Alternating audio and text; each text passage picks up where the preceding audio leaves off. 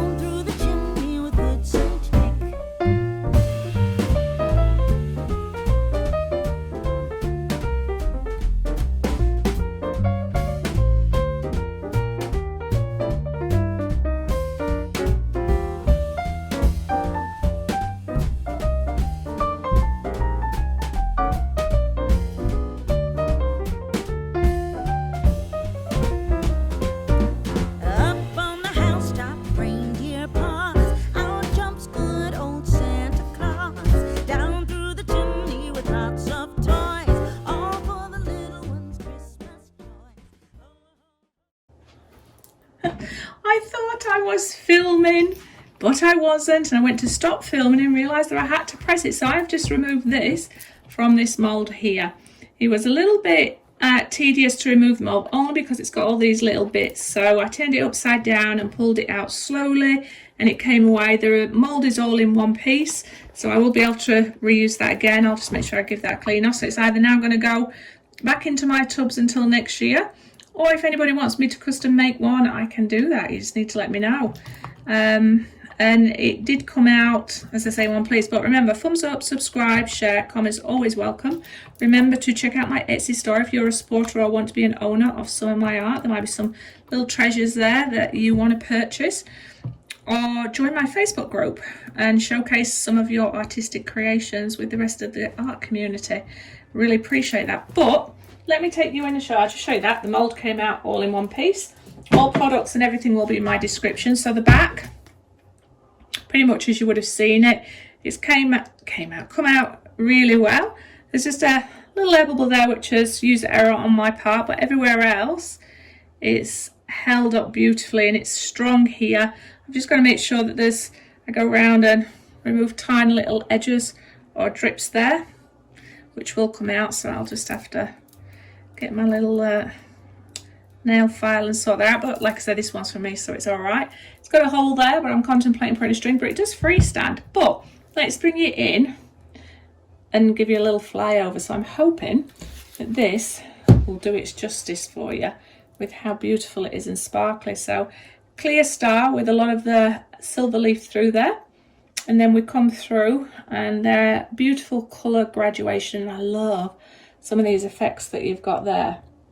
Absolutely beautiful. It's like snow or frost melting, and that silver that goes up here just adds to that feeling of winter. And you've got that nice effect here and here. I've not got too many air bubbles. I've got one under there and one there with the lettering, which is not bad. The only thing that I'm going to do is come back in now and paint over some of this lettering or wording with I think gold. I could go silver. I just don't want it to blend in too much, but I want it to be subtle. If it had been white all over, it would have looked beautiful. But unfortunately, that's not how it's worked out. And you're not really going to see what that message is other than it feels Christmassy. So yeah, I'll come back and I'll show you. But beautiful mould, so much potential and possibilities.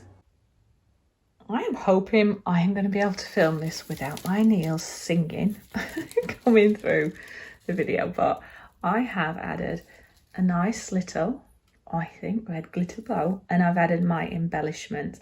So I went round it with some gold paint thinly with one of my dot pens, and then came back and added gold glitter to make the words pop out, and I think the gold has added a lot of value. So I just literally went around, painted it thinly, and just then came around with the gold. So the materials I used are the gold paint, because originally I was just going to do it with gold, but then it wasn't quite sticking out enough and I wanted the glitter to make it pop, so I just applied it with this. What I did discover is that when I dropped my mould, some of my letters, I'd lost some of the bits at the end, but because this is just for me, it's okay. Now from that angle, you can see all the flaws.